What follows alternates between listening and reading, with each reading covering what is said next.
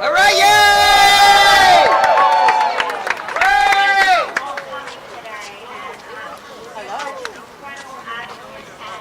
I'll only say one thing, that every individual deserves a home, a place to go.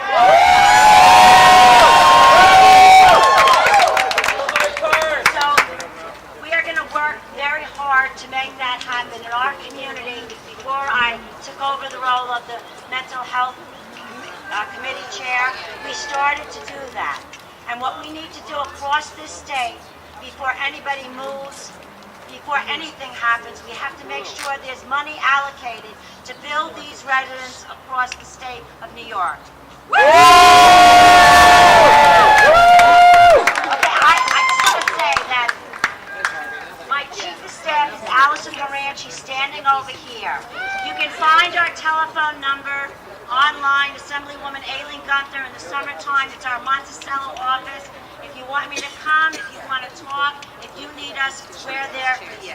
So please feel free to give us a call. Tell us what's happening in your county, in your part of the city, and see if we can be of any help. And here comes the best advocate for people with disabilities. Armin Rosenberg, yay!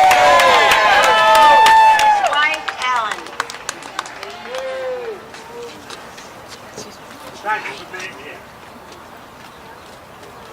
It's kind of emotional to me. And my wife, Ellen.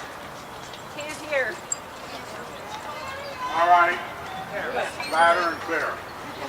I really want to say thank you for all being here and having your face before us. Because your presence is so vitally important for us to be able to succeed in achieving what our goals are. Dignity, respect, love, and caring for our loved ones and our families. Alan and I shared a blessing from God with our special child.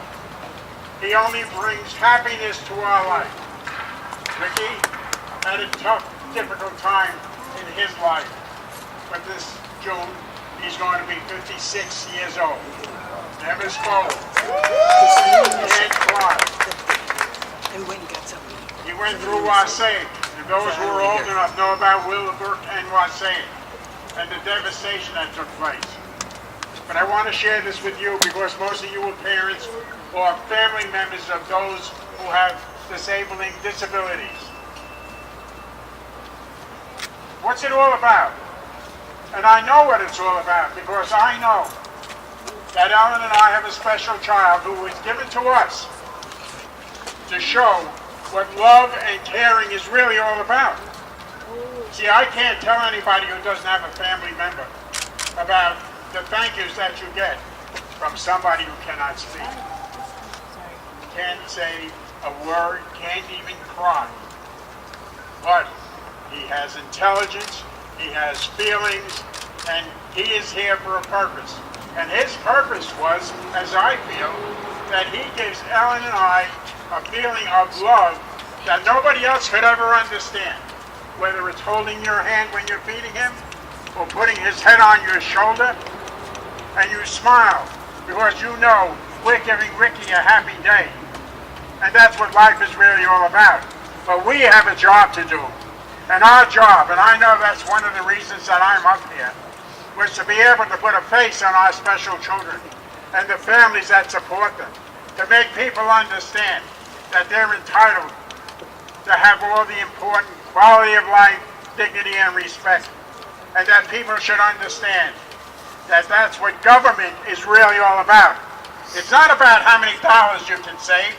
It's about how can you serve the needs who need it the most vulnerable population. And we have problems, but I want to tell you, the Assembly, look what we got done. And the year before, look what we achieved. $90 million coming out of the budget of the state of New York for Office of People with Developmental Disabilities. You understand the consequences? You understand this money was taken from not-for-profit agencies? Look what happens in state facilities. Are you kidding me? Who's doing the hardest job in the world? Parents, of course, but those direct caregivers, who work 2 jobs, and we've been involved for over 50 years. These people work 2 jobs, and they make $9, $10, or $11 an hour. That's right. And the answer really is, hey, they're good at what they do. And those parents who do not have access to their children, who is the surrogate person giving love and care to our most vulnerable, needy people? Direct caregivers. And they love the people that they're there serving. And they do a wonderful job. But you know what? They can't afford to do their job anymore, so they're going to leave. And who's going to take their place doing the most difficult job in the world? Well, we in the Assembly, last year, when I found out the budget did not contain money for a COLA, the last COLA that we gave was $206, and they got 2%. 2% of $9 an hour, $10 or $11 an hour. It was supposed to be for 3 years. Well, they got it for 206. They did not get it for 207, 8, 9, 10, 11, 12, 13, or 14. And we say, wait a minute. These people are going to leave. Who's going to take care of our loved ones? And the answer really is, we had to do something about it. I want you to know, Democrat and Republican in the Assembly, in 2 hours I got 100 signatures. We're going to fight for this COLA. The Speaker, Shelley Silver, took it, and he fought the fight for us. Because I want you to know this. The governor said he wasn't going to do it. It wasn't in the budget. In the Senate, they said it was going to be in the budget. But when we did a budget resolution, there were no dollars next to it. So are you going to support this? Yes. Was there any money? No. We got it done. I want you to know, because the Associated Press and the Times and the media picked up and said, this is amazing. This is amazing. Do you realize that January 1st, because of the efforts of your elected officials in the Assembly that inspired this, and with the governor's staff working with us, we achieved getting 130,000 people a raise this January. April, next April, another 2% raise, and that'll be for the entire staff. The first raise is for direct caregivers only. The next one is for professional staff, clerical staff, nurses, everybody who is handling our kids. So listen, it's not a lot of money, but it would not have happened if it weren't for you being involved and advocating. Now, let's talk about the front door policy. All right? 12,000 people on a waiting list. No more waiting! No more waiting!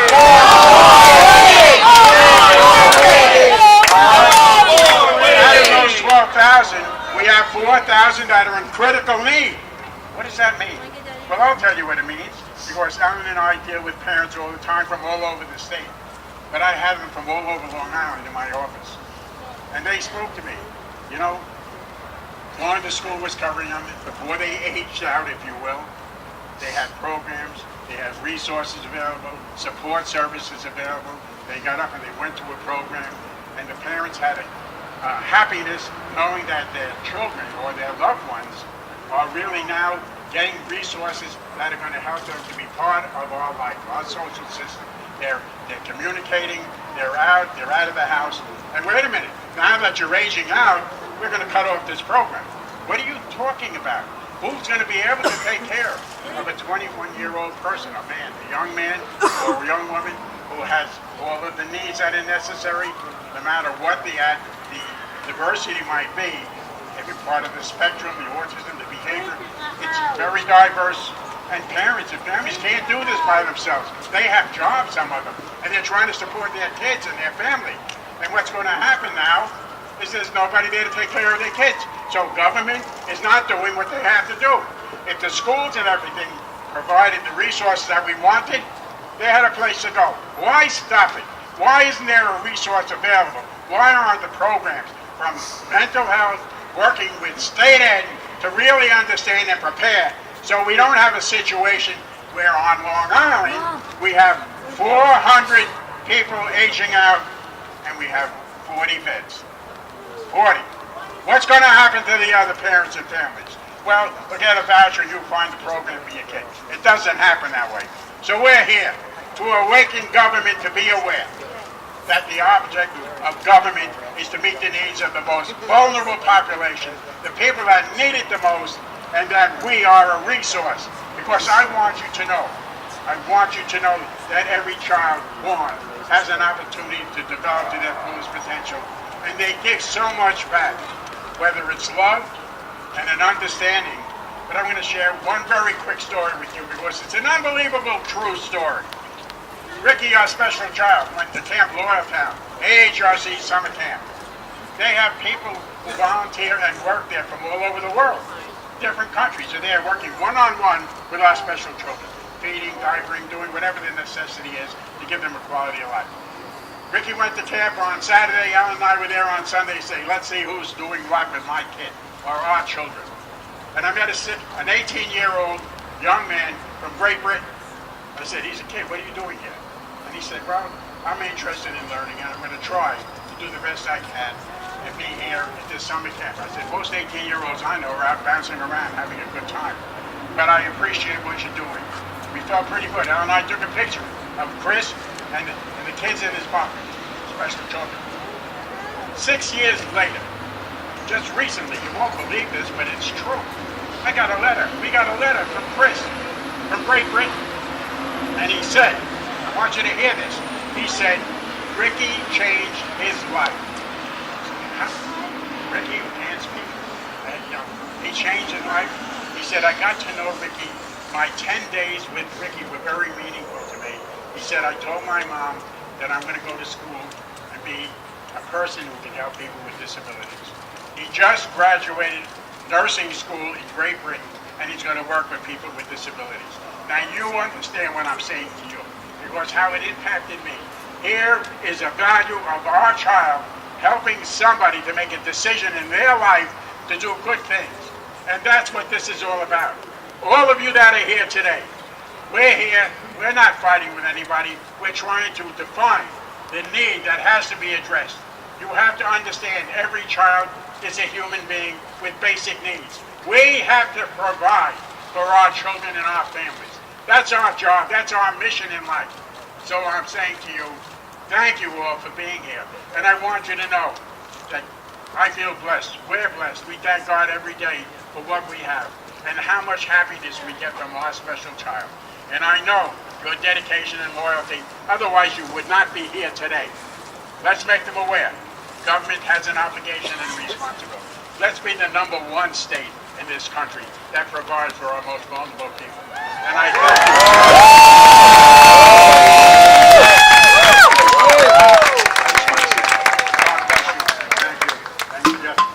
we get success when people work together. And I always say, and I say this statement over and over, when people get elected to office and you have to vote on something, I want you to really think about the value of life and what is really in your heart should be what should be on your mind and your tongue. You speak and do what is right, because that's all I have to do is have Ricky touch my hand and the tears come out of my eyes, because I know he's saying to me, thank you, and I'm saying to you, thank you. God bless you.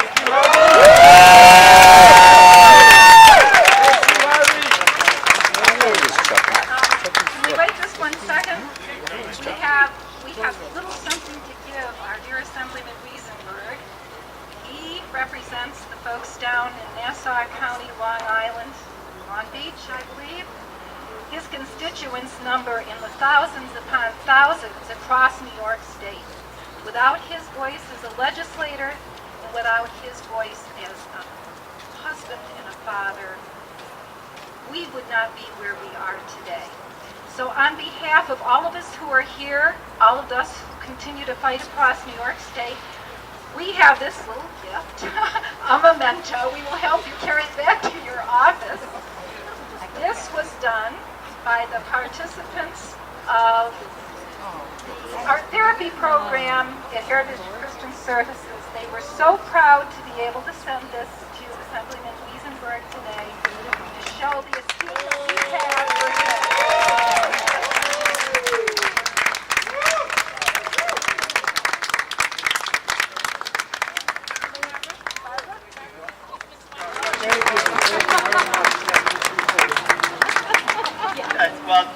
My name is State Senator George Macy. I represent a district in Western New York. County, so special welcome for those those of you from Western New York. I see my friend Caitlin's over here from Monroe County. Hey, Caitlin, how you doing? Now, Caitlin and I started out together years ago with Harvey. Caitlin was on a Wheaties box way back then in 1996, 97. You know what we need, and I know, first of all, I just want to thank Harvey for a lot of years here in Albany fighting for people with special challenges. Harvey is the best, I gotta tell you. There's nobody better than Harvey.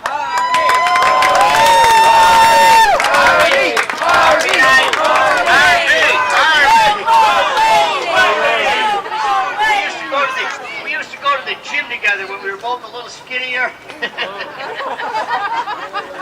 a little more healthy. But listen, you know, what we are fighting for, going to continue to fight, and Harvey's going to be with us here, fighting in spirit, is for more housing opportunities. You know, I was honored, as was Harvey, I know, and many of my colleagues. I think Senator Tom Libous was the main sponsor of the New York Cares program. You all remember the New York Cares program? It was a 5-year certainty. It did away with all of the waiting list that we had. It was a great program. Governor Pataki signed New York Cares right there on that ledge. Next year, we're going to have Governor Cuomo signing that the next New York Cares program, long-term housing cares program, right there on that ledge.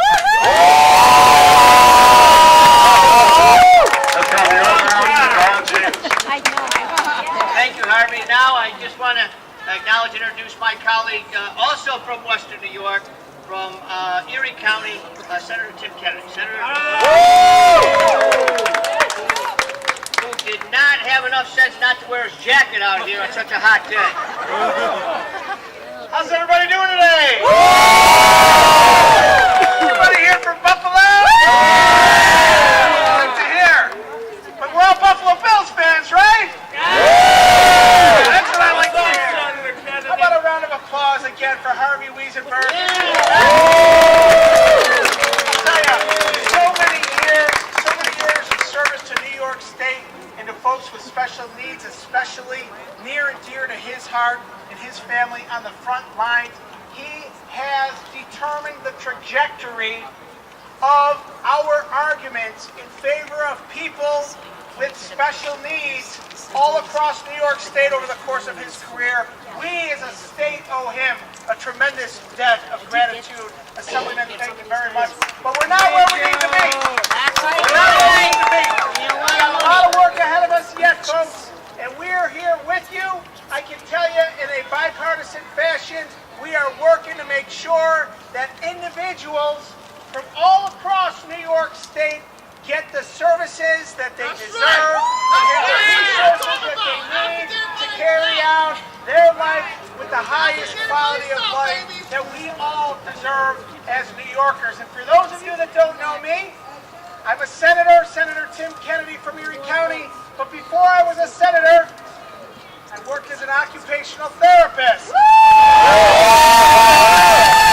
I know the needs of individuals with disabilities, and I know the impact that decisions that are made right down here in Albany have on our families all across the state. You have our support.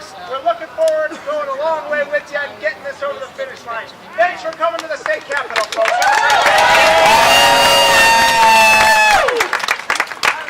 Harvey's not finished. No, we just begun. I'm just sharing. I'm just sitting down because you blessed me with a new hip. She fell and broke her hip about 5-6 weeks ago. So anyway, we were always together. And I tell you, I thank God for every day because our closeness is a blessing. Thank you. Thank you, Harvey. That's a good fight. I have to tell you, Harvey is one state legislator. Every week that Harvey was up here, he brought his wife up here with him. You don't see a lot of that. That's great. Harvey's a good family man. I do want to acknowledge and introduce another college. Man, this is Western New York Day.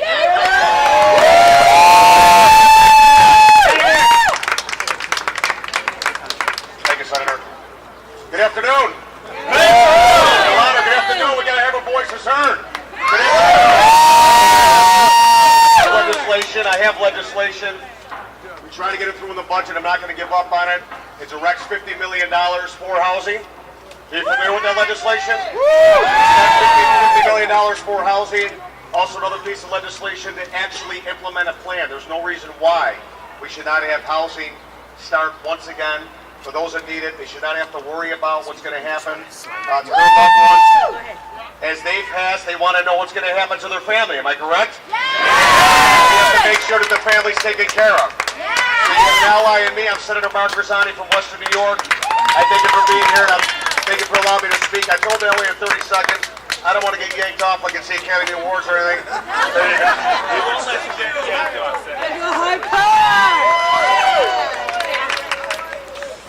Thank you to all of our elected officials who came out on this incredibly hot day. Thank you.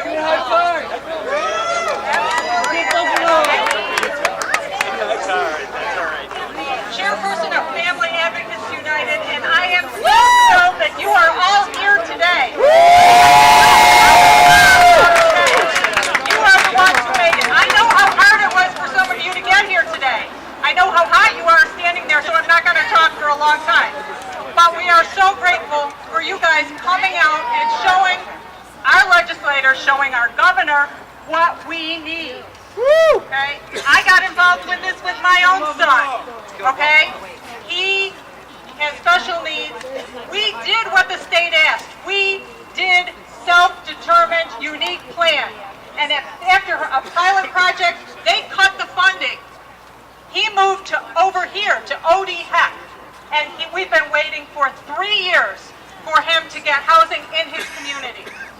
Okay, we are not waiting anymore. We should not have to wait for a family member to pass away for our loved one to get housing.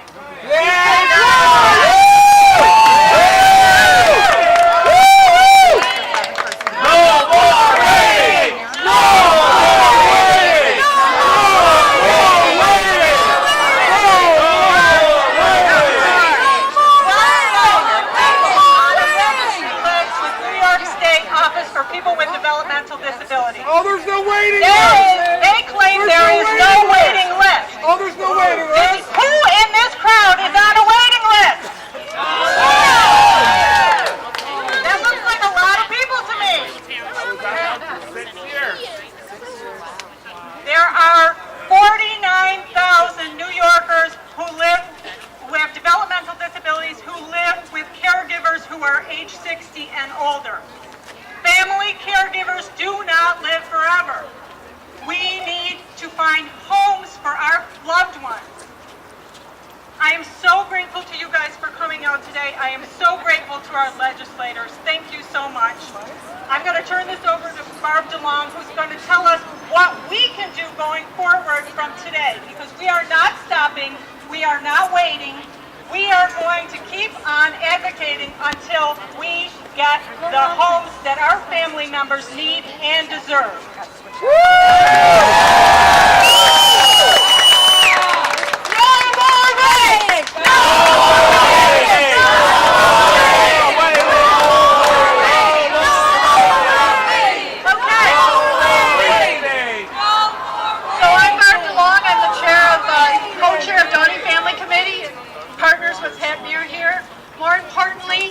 I'm the mom of a 22-year-old beautiful daughter named Laura, who is multiply disabled and depends on us for all things at all moments. We are all here to be the voice of those that don't have a voice or those that cannot necessarily advocate for themselves. Look around you at the flags. And the flags are a visual, because all the people, the 4,000 people that are on the ASAP list couldn't come here today. The flags represent an individual person. And so you need to take that home with you in your hearts. There are a lot of people that can't do what we do. This is only the beginning. Pat mentioned that there's 50,000 people living at home with caregivers over 60. We know families that are 80 and 90 and they're taking care of their 50 and 60-year-old son. That is crazy. Now I want to tell you, how many of you have heard of Governor Pataki's New York Cares process? Back in 1988, he noticed what? He noticed, you went on that waiting list. He noticed extensive need, no availability. What do you think we have today? No more waiting!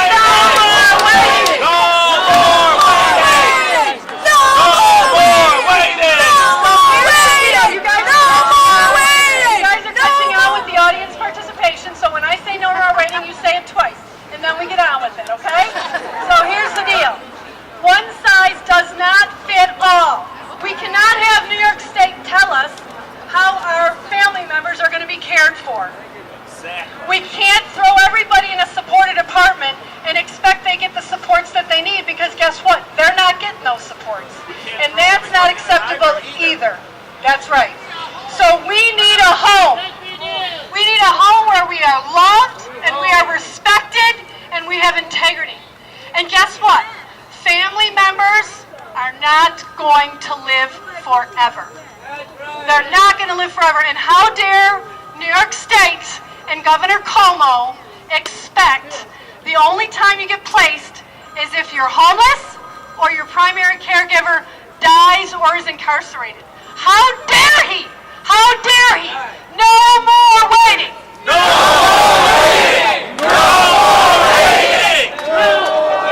So we're here to talk about a plan. We need a plan. Now, Governor Grisani is our governor. Ha!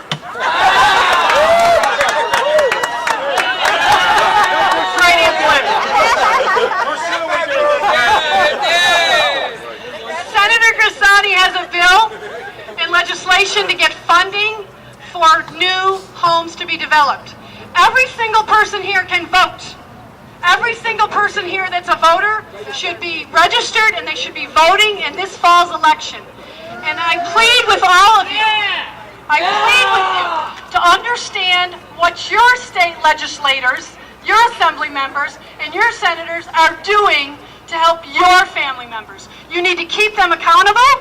You need to keep them informed. You need to know what their voting records are, and you need to vote for them if they're supporting us, because that's where the rubber hits the road. We must vote for them. No more waiting. No more waiting.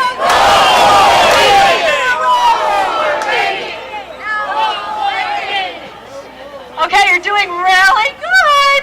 Now, I'm here to tell you that things have not been this bad for 5 years. You know that, as I mentioned, Governor Pataki in 1988 funded a plan, ran out of money in 2008. There was progress being made from 2003 to 2008. Boom, done. I know families that were supposed to move into their home, and a week before, boom, no home. How dare they? How dare our state do that to our families? We're not going to allow them to do that. Bottom line, no more waiting! No more waiting! No more waiting! We need to have Governor Cuomo honor his promise. And his promise is, where is his promise? And I quote his words. Ready? In difficult economic times, we must protect key social programs.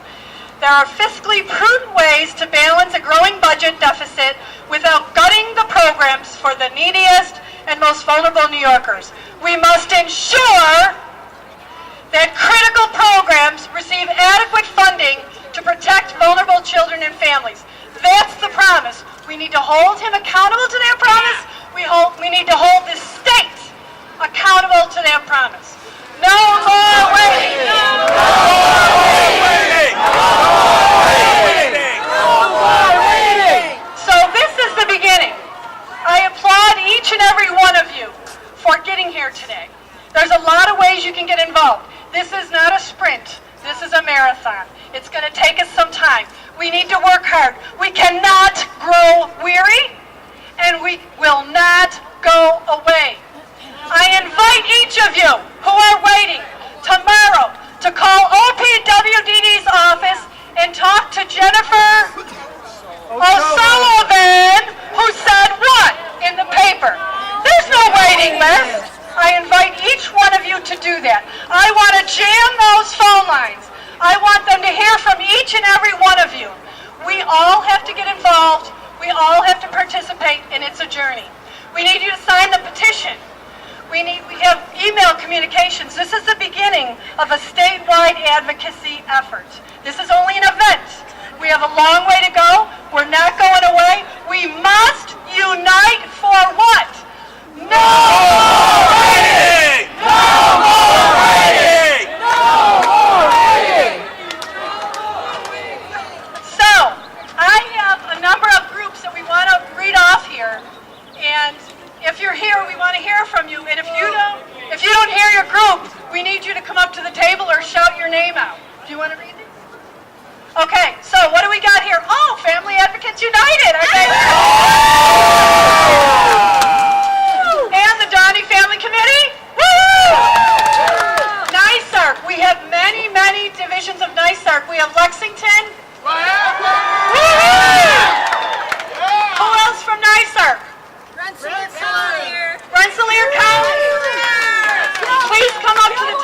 we make sure we have your contact information. We've got, anybody else? We have a lot of self-advocacy groups coming, various counties. Hudson Valley?